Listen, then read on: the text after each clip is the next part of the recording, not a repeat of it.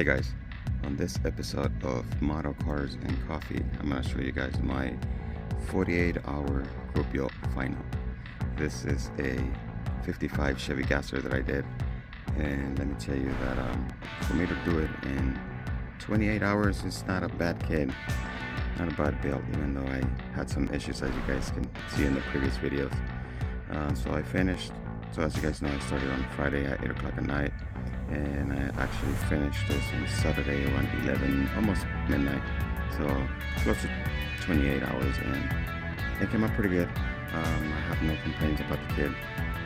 There might be some issues that I do prefer if they would have changed, like the front suspension. I would have preferred it to have one solid piece, not three different pieces, but aside from that, it came out good.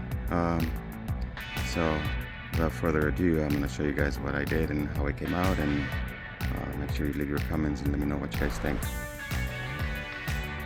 So, there you go. This is how it turned out.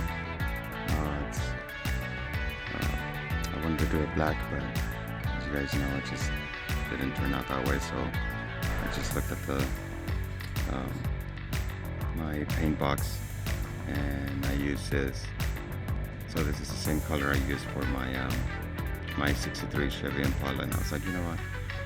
When I was researching the gassers, I went down to a rabbit hole, and there's some pretty cool gassers out there. So this could be a good candidate for me to even do a rust bucket for my group build. So it's pretty cool. So yeah. Oh, I just noticed I forgot to do that fencing is there, but yeah, for the most part, it's done. It's complete. The interior. It's all the same underneath. You guys can see the imperfections from the other paint, but it's fine. It gives it a character. So not a bad save.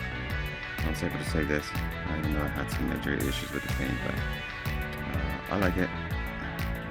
Definitely do some more gases in the future. Alright guys, see you guys in the next one. Happy modeling.